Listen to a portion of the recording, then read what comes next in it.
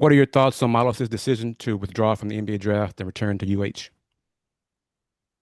Um, you know, whatever he decided was going to be fine with me. Um, we tell all our guys to, you know, if you put your name in the draft, be selfish. This is your life, nobody else's. You don't feel obligated to anybody. These guys didn't, when they come from high school, um, they don't want college to be their last stop. A lot of them, the ones that have those aspirations, want to play in the NBA. Um, but you know, Milos felt like that was the best decision for him, and um, so good for him. Thank you, Chris. We'll go to Chris Baldwin with Paper City, Houston, please. Chris, please go ahead. Hey, Kelvin. Hey, Uh, hey, Chris. how much contact did you have with Milos, during the draft process, and what did you guys talk about at the very end? Um, Not much.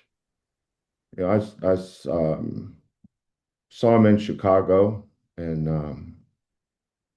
um, talked with him before he played. I think that was a Wednesday, and saw him, talked to him about some things that I thought he needed to be good at um, in those workouts. Those workouts mean a lot to those teams. Um, but after that, probably didn't talk much at all. Text, I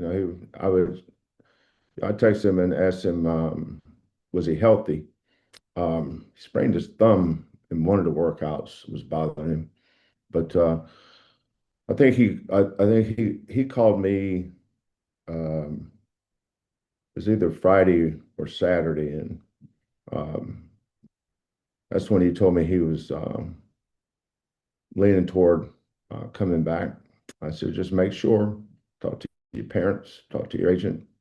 Um, if you feel like that's the best decision for you, then do it. If you feel like staying in the draft, and I think had he stayed in the draft, he would have got drafted.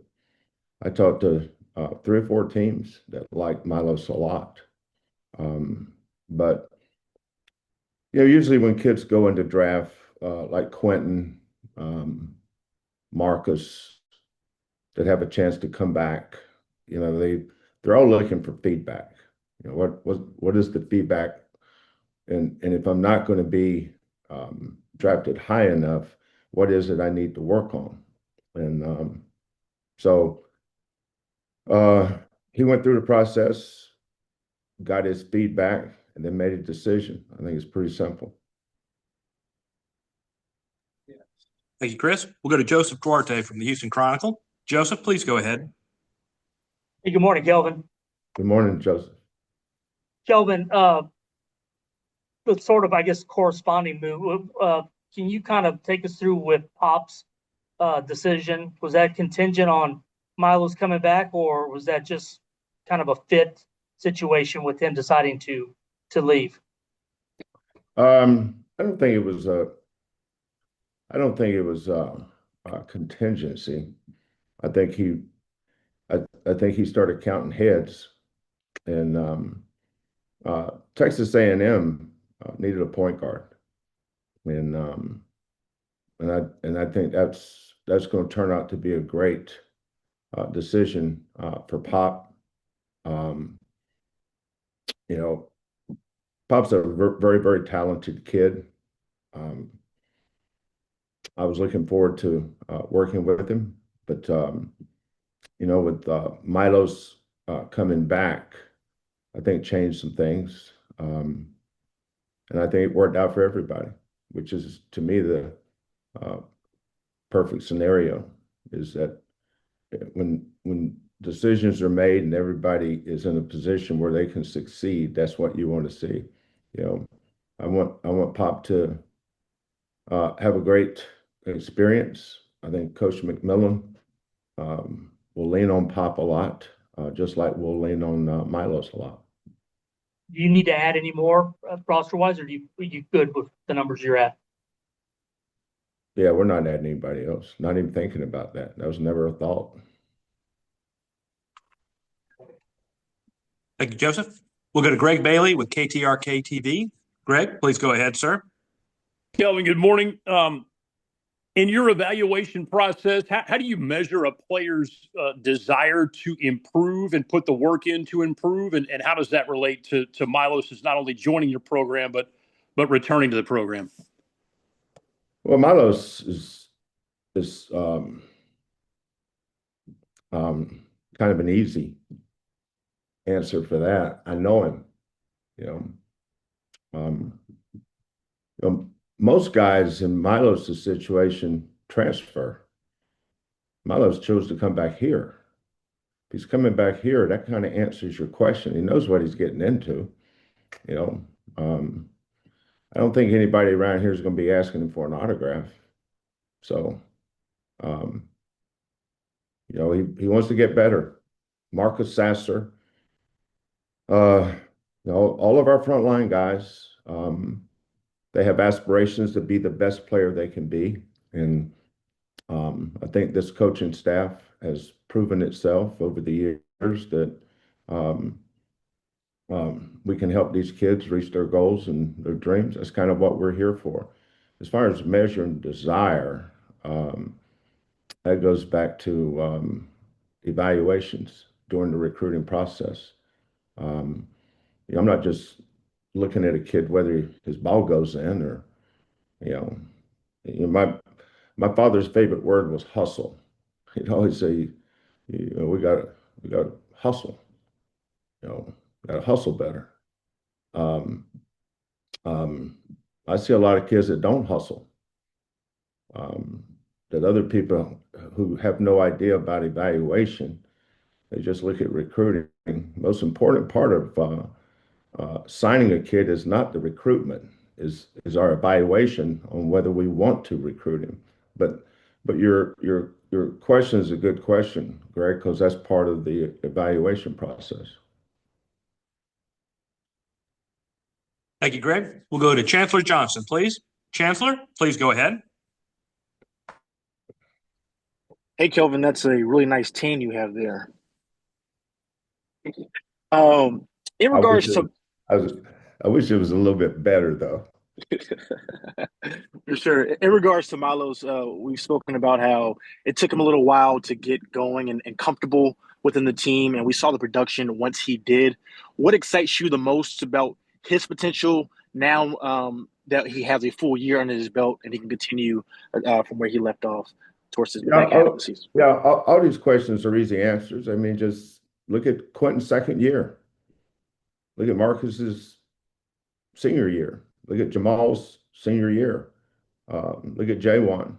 You know, I've had people ask me about, did I wish that J1 could make threes? We're 2 points away from winning the national championship with a guy that never shot a three. So why is that important? You know, if JVR and JoJo don't get in foul trouble, who knows? Maybe we'll win it. But we won it with a kid that never shot a three. So obviously you can win different ways.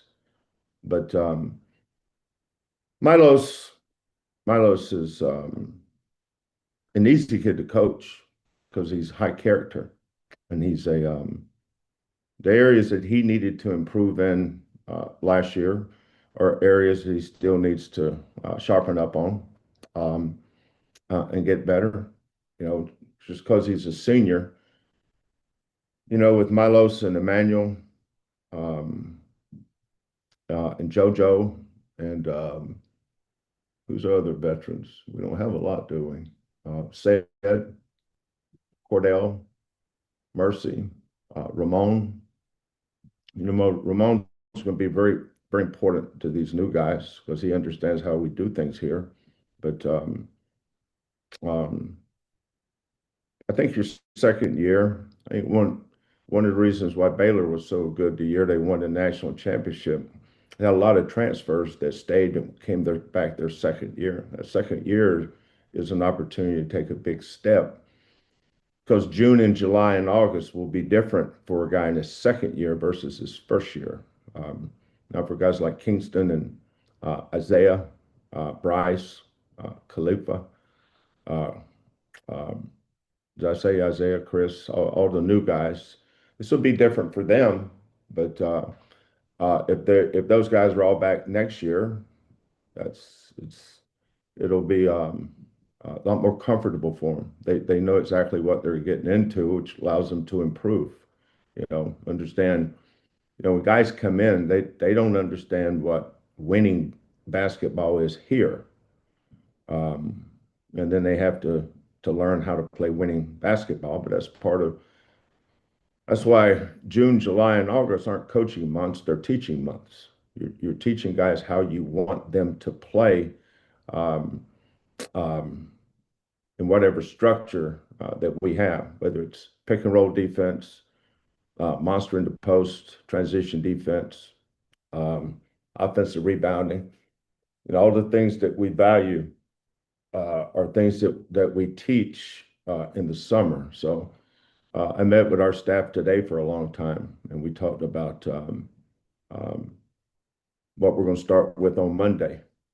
Today is Tuesday, so we'll get back in the mode of talking about basketball here. I've got to go to Orlando for Big 12 meetings, but when I get back Thursday, Friday, Sunday, we have a big team meeting where everybody gets organized on what we're doing with our classes and tutors and all that stuff, and then we get going on basketball. But we start with that coming up on next Monday. Thank you, Chancellor. We'll go to Terrence Harris with the Houston Defender. Terrence, please go ahead, sir. Hey, Coach, how you doing? I'm good. How about Hey, you? good, good. Hey, I wanted to go back to a little bit. You were talking about the evaluation process during recruiting, and I wanted to ask you, and I'm asking a bunch of coaches about this, just how important when in that process is a kid's involvement with AAU, maybe personal training, and all of those things. How much of that do you put into factor into your evaluation process? I don't understand your question. Well, what I'm asking is, I'm sorry, like when you're looking at a kid and you're looking at how he's made up, I mean, is it important that he's involved in AAU basketball? Is it important that he's receiving personal training and doing all of the things that he needs to do to be the best athlete that he can possibly be? I have no idea. I mean, I have no idea who has personal training. Right. So that I would guess that would be irrelevant with me. I'm not even sure JoJo Tugler knows what a personal trainer is. Right. I'm pretty sure Jaywan's never had a personal trainer, so I would X that one out. AAU is important though, because you get to see them play against kids of their stature. It's easier to evaluate. The worst thing in the summer is when I go watch a kid play and they're up 50 at halftime and he doesn't play the second half. But that's why I like tournaments where they're going head to head against other really good players, because those are easier scenarios to evaluate. So absolutely, AAU basketball is important, and I think AAU basketball gets a little bit of a bad rap. There's good coaches and bad coaches at every level, including the NBA. Not the same thing in college or high school. I mean, there's a lot of really good programs in AAU basketball in every single state. There is AAU coaches that might be FedEx drivers. There's AAU coaches that, hell, they might be the milkman. I don't know. But when they get out there and start coaching those kids, they do a good job of putting them in and holding them accountable. Those are the best ones. If you go to an Adidas tournament, like last week I was in, where was I? I was in a Nike event in Memphis, Adidas event in Omaha, Nebraska, and a Puma event in Wichita, Kansas. And I saw a lot of really, really good teams. I saw a lot of really, really bad teams. But the kids that we were evaluating, we got a good evaluation off looking at some of them, and we'll continue to evaluate them once we get in June and July too. But AAU basketball absolutely is important. Okay. And I guess, and then the next part of that is just we're looking at kind of the expense of it all. And as you know, I mean, being involved in AAU basketball, having personal trainers and all of these other things that these young kids are doing nowadays. I mean, and I guess the question is are they getting the bang for the buck? I mean, in your opinion, I mean, for what these things cost in order to be able to get seen? Well, I can't speak for personal trainers. I'm not trying to I got you. but I don't know nothing about personal trainers. I don't even know who has them. Kellen might know. I don't know. I don't care about that stuff. But AAU basketball, they get their bang for the buck because of exposure. I'll go. Okay. I'll go watch a game. I do this in high school too. I'll go watch a game and I'll see a kid. We're not going to recruit the kid for different. We may not need him. We may not need his position, but I think he's pretty good. And I'll make a mental note. I may text my cell phone to the kid's name and pass it on to another school. That I've got a ton of assistant coaches, former managers, assistants that are involved with other programs. And I said, I don't know if you guys need a 4 or a point or a 2, but I saw a kid play the other night. It's pretty good. If you're interested, check him out. I've done that before. Same with the AAU. I was watching a kid in Omaha. Went to see kid A and came away really liking kid B. So it's an opportunity for kids to get exposure. Um, every time they step out there, I probably saw every Big 12 or SEC or Big 10, whatever conference you want to say. I probably saw every head coach over the course of those 3 days at some event. So coaches go, they get kids have a chance to get seen, get discovered, get evaluated. So AAU absolutely is the bang for the buck. Thanks, Coach. You're welcome. Thank you, Terrence. We will go to Ryan Monson from GoCougs.com. Ryan, please go ahead. Thanks, Jeff. Kelvin, in your recent contract negotiations, what specifically were you looking to get for your staff and your assistant coaches? Market value. Can you tell me more what that means to you?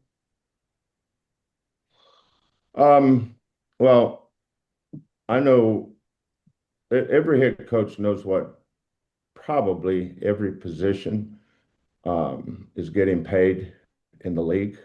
And so if you look at the top programs around the country, at what those individuals make in those particular positions, I just wanted to make sure our guys were competitive. I wasn't trying to get them the most. I mean, I'm not interested in that, but I want them to be competitive. And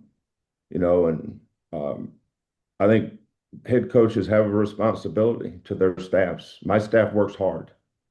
I don't think we'd have the success we have without our staff.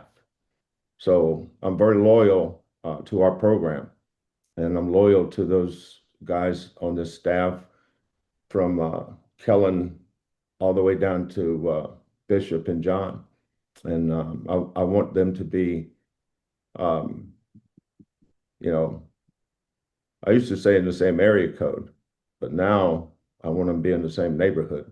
So before we were, when I got here, we had a strength coach that worked with 4 teams. It tells you how much value they put on any of the teams because they didn't value the strength coach. So now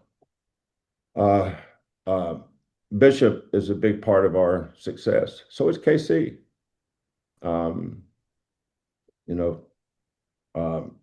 Mike Econom that just came in Hollis, Goldie. You know, we have a really, really good staff. Matt McDonald in video, and all our guys are versatile. You know, they take care of their responsibilities. Then they think outside the box and say they may go help somebody with something else. So I just wanted to make sure that we were being valued because I know how hard they work, and that was important to me. And I appreciate President Couture and Eddie and all the people that I work with to make that happen. Thank you, Ryan. We'll go to Randy McElvoy from KPRC TV. Randy, please go ahead, sir. Hey, Kelvin, good morning. Good morning.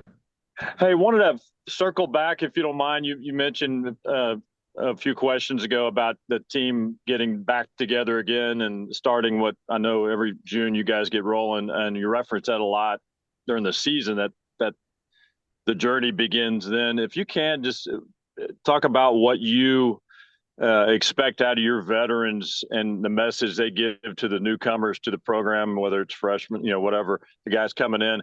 As far as delivering the message of the culture, do you expect a lot out of your veterans to do that, or is that coming from you and your staff? Well, I set the culture from day one. That always comes from the head coach. Nobody else can set the culture. Like Qantas is going over to Louisiana. I don't know who all his assistants are, but they're going to feed off him. The head coach sets that, but the most important thing is not teaching culture right away. The most important thing is establishing standards. You know, standards have to be, there's an accountability that's uncomfortable. It's not easy to win. It's hard to win. But the more comfortable they get with being uncomfortable and pushing them, kids they all have ceilings that they're willing to get to. My job is to get them through the ceiling, pushing them to places that they would not push themselves.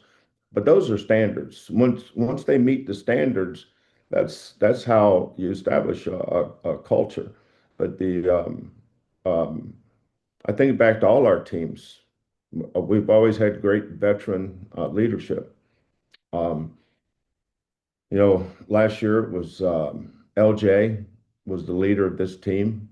Then it filtered down to J1 and Emmanuel, those guys. This year, Milos is coming back, so you have your point guard that's been through the battles now, and Emmanuel's in his fourth year. JoJo's in his third year. Ramon's in his fifth year. Cordell's in his third year. Mercy's second. Chase first playing, but second in the program. So we put a lot of responsibility, though, Randy, on our veterans, and they do an awesome job. Kids choose to come here and they choose to come back in an environment that encourages you to go see what you can get on the open market. And guys that are jumping around to get the highest checks or the highest amount of money they can get, I think those kids probably a little bit harder to get them to play for something bigger than themselves. Thank you, Randy. We'll go back to Joseph Dwarte, please. Joseph, please go ahead. Kelvin, you have Isaiah and Chris going to participate in USA basketball in June. Does that change anything off-season wise with them, how you approach or, in terms of what the guys go through? And then also on staff with Mike, what are his duties going to be? Where are you at? Where are you at, Joseph? You look like you're at the United Club at the airport. He's in a group home. I'm doing a journalism workshop at the Chronicle this morning with the Cougar staff over from U of H. So okay. We're having an all day kind of get together here. So well, I want to see what kind of response you see from those future journalists on the quality of your questions. So what was that you just asked me? First, Mike's duties. I thought those were ketchup and salt and pepper shakers on those tables. That's why I got confused. Yeah, we're at the United Club. We're at the airport. Yeah, what time's your flight leave? Same as yours to Orlando. Yeah, No, Mike's doing, you'll probably get a lot more out of that than I will, though. yeah. So what was it you asked me? Chris and Isaiah, USA Yeah, basketball. What does that do for their off season yeah, with you and then Mike's duties? yeah. As far as Isaiah and Chris, we highly encourage that. You know, I coached a junior world championship team that went to Athens, Greece. I think my starting guards were Stephon Marbury and Vince Carter. I coached another team in the Olympic Festival, the West team, um, Gerald Honeycutt and Ryan Miner, Mark Hendrickson. Those guys were on that team. Then I coached another qualifying team where I had Chris Paul and Sean May and Hassan Adams, Adam Morrison. Um, but all those players gave up a lot to play on those teams. And when Isaiah and Chris asked me what I thought about them, 100% do it. Uh, Anytime you get a chance to represent your country in a USA event and go play against other outstanding players in a training camp, I think Tommy Lloyd is the head coach. Grant McCaslin is one of the assistants. You know, you're being coached by outstanding coaches, playing against high quality players with USA on your chest. 100%, man. You can never ever get that experience back. Now they got to make the team, and then if they make this team, I think they're going to Switzerland. Um, and in those tournaments, obviously you have to qualify for whatever the next tournament is. This is under 19, right?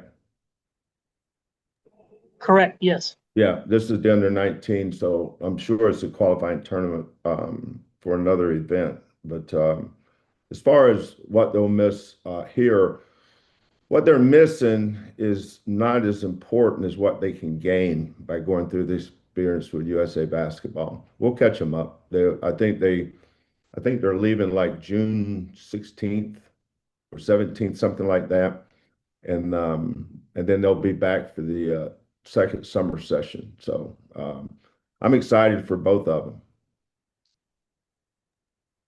Thank you, Joseph. We'll go back to Chris Baldwin with Paper City, Houston, please. Chris, go ahead. Kelvin, when did you know you wanted to coach, beyond just these next 2 seasons, and what keeps you going? What excites you? Um,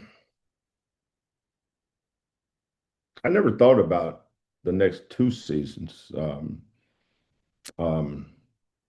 I just think about this season. You know, this is my 12th next season here. You know, I just coach for next season. I don't think about the season after.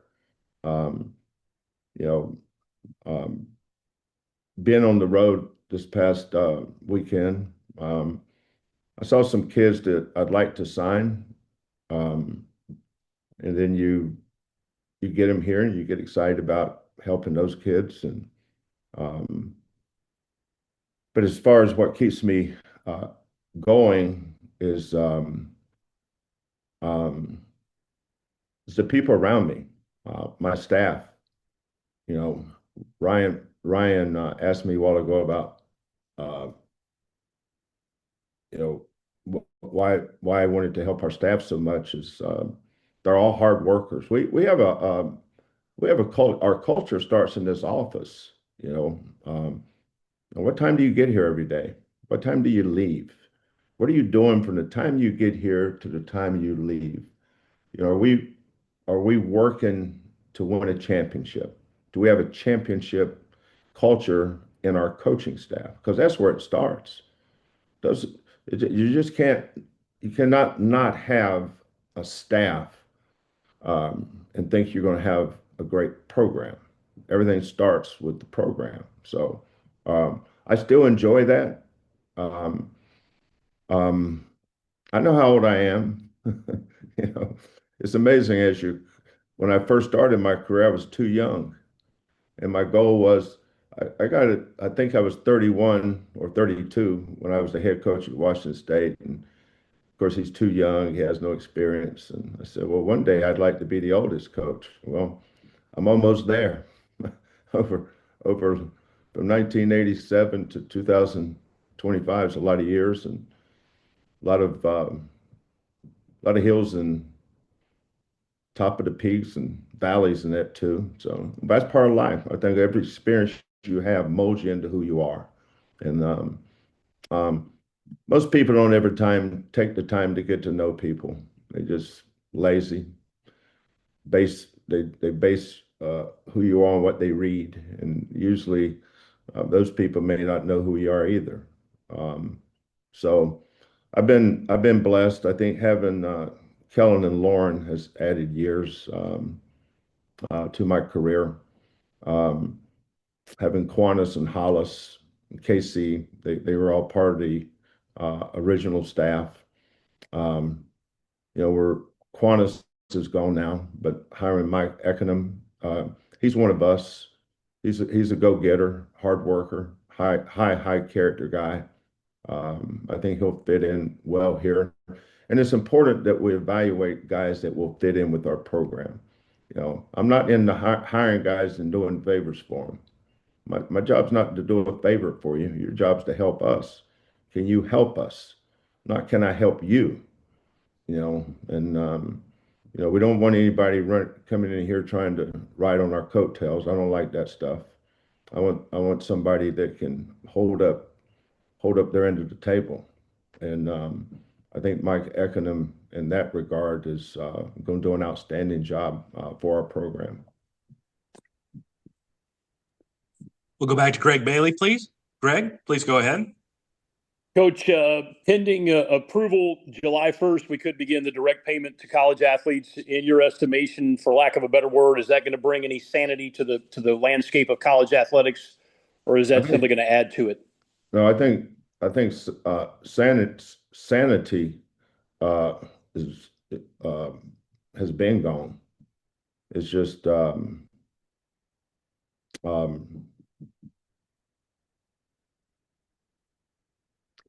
I guess it brings it in house a little more. But you know, the thing about NIL was it made the landscape. If you're at a place that's got resources, you have a better chance. I don't know what a great recruiter is anymore. You know, we don't use NIL much in recruiting. I don't talk about it. Uh, if you can go interview every single one of our players, and not one of them will ever say, "Well, Coach Sampson said this about NIL." I don't talk about NIL. I talk about what you've got to do to be good. You know, how hard you're going to work, how challenging our program and how great our program can be for you. I tell them what I think of them as far as a player. I talk to them how much we can add value to your game. So the way we recruited Marcus Sasser or Damian Dotson, I still recruit that way. I don't ever, and this is not an opinion, these are facts. So don't sit there and say, I'm not sure he does this. I don't care what you think. I'm telling you a fact. I don't ever talk about NIL, ever. Ever is a long time. Never do I ever talk about NIL. So when you ask me, will it bring sanity? I don't know. I have no idea what sanity is anymore. You know, I mean, we got kids, you know, you talk about signing a kid, the first thing that people want to see is how much did he get? You know, how much will he be paid? I don't talk about that stuff. I don't want our kids coming here because of NIL. We want to be competitive in that market, and we've accepted it. But basketball growth as a human being, as a person, becoming a man, being able to do things that's going to prepare you for life after basketball, those things are still important to me. And I don't think uh, I could be the coach that I am or want to be unless I still put value in those areas. And if I see any kind of change, I'm on top of it right away. You know, the best programs solve their problems in the shortest time possible, and we all have problems. We'll go back to Chris Baldwin, please. Chris, go ahead. Kelvin, that first team meeting on Sunday night, what will your message be, and what kind of tone do you try to set in that first meeting? And does it change, team to team? No, the meetings don't ever change. Angel comes in and talks about academics. We give everybody their class schedule. John Houston talks about, you know, here's what time practice starts every day. If you want to, if you know, everybody has to get taped. So John says, don't ever, he says this every year, and I'm sure he'll say, well, coach says this every year. He says, don't ever use the training room as an excuse to be late.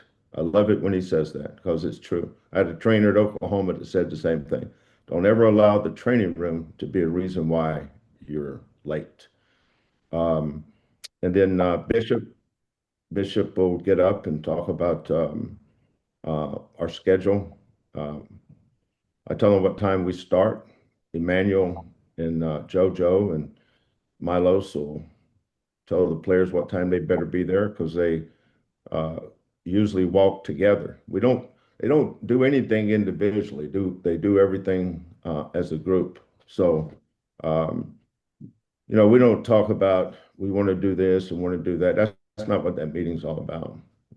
We have individual meetings we have individual workouts on Monday, position workouts Monday and Tuesday, but more individual on Monday. Wednesday's a shooting day. Thursdays no turnover Thursdays, and Fridays is when I try to plug into gaps or connect the dots, I guess, on Fridays. We have 2 5-week summer sessions, and we get them for 4 of the 5 weeks. So we have 8 weeks. So 8 Mondays, 8 Tuesdays, Wednesdays, Thursdays, Fridays. So we try to do the best we can to get them to a point where when we're done in August, we're ready for September and then October. And pretty soon we're going to be playing games before Halloween. I mean, schedule starts. I think this year we play a game November 3rd. So it gets earlier and earlier every year. But the first team meeting, they don't change a whole lot. Got time for 2 more questions. First one, we'll go to Joseph Dwarte, please. Go ahead, Joseph. Then off-season procedures and stuff for players, everybody going to be available to start June 1st? Yeah, was not, this time last year, I think we had 4 guys out. LJ was out, Juan was out, Joe was out. Somebody else was out. This year, I'm not sure who's out. I'll meet with Milos. I mean, he's been gloating. I mean, he's been everywhere. He hadn't had a break since right after the season ended. I met with him. We played on Monday, drove back on Tuesday. I met with him on Wednesday, and that's the first time I saw Milos. When I saw him in Chicago, I hadn't seen him since right after the Final Four. So I'll see where he is. Jacob, I'll see where Jacob is. So I'll meet with John probably, what's the day? Tuesday, Wednesday. I'll probably meet with John Thursday and probably figure out who's in and who's out. But I think all the new guys, Kingston, Isaiah, Cenac, Khalifa, Bryce, I think all those guys would be good to go. Kelvin, have you schedule-wise any little nuggets there, exhibition anything you plan or anything that's like contracts done that you can share? We get a lot of requests on those exhibition games. Um, that's how I remember Tony Bennett and I were talking. He wanted to come to Houston to scrimmages like Duke did. Um, who else were we scrimmaging? Anyway, he wanted to scrimmage, and I just said, why don't we just play, Tony? You if you want me to come to Virginia first, I will, or you come here. And that's how that is. Coach, I think NIL has really impacted home and homes with teams. You see more and more neutral site games because there's an NIL component with it. And I don't really like that because I think there's a responsibility for the coach to play some games at home. I'd like to play some of these games we're playing on neutral sites. I'd rather be playing them at home in front of our fans so our fans can see our team because our fans are such a big part of our success. But it's hard to pass up the dollars that you get playing these it's like the Players Era tournament. Um, you know, I know who we're going to play the first two games. I mean, I don't think I'm allowed to say it right now, but then we have some other. We're playing Auburn and Birmingham. That's a return. We're going to play another game at. I guess that's a nugget. We're going to play another game at the Toyota Center this year. We're going to play another neutral site game. I'll just say the Northeast. So our schedule's about done though. I think I try to get the schedule done as soon as I can, but our schedule's always good. There's a reason why we're where we are with the net every year. It's because we know how to schedule here. We're really good at that. Last question of the day. We'll go back to Terrence Harris, please. Terrence, please go ahead. Hey, Kelvin. Hey, kind of piggybacking off a little bit what you guys were just talking about with NIL and also you have the profit sharing possibly coming up. As a coach, I mean, where's your concern level in terms of just being able to keep these kids focused, with all of this wherewithal, in addition to, I mean, they're college students, so they need to be able to lock in, to study and all of those things to remain eligible. Where's your concern? Is there a concern level where, that's concerned? Well, let me correct you on that eligibility. Our guys don't work to stay eligible. Our guys graduate. We never talk about eligibility with our kids. We're never not. Our kids graduate. If you go back and look at all the kids that's been through here, check our graduation rate. So there ain't nobody around here staying eligible, Hoss. Yeah, I mean, and I didn't mean it like that, Coach. I I mean, know, but you did say it, so I'm correcting you. But okay. as far as coaching our kids in relation to that doesn't change me. So and then I haven't seen a change in any of that stuff. That stuff there's always fictional things that people want to talk about. That's why I don't allow other people to control narratives. Those issues that you just talked about are not a concern here at all. Okay.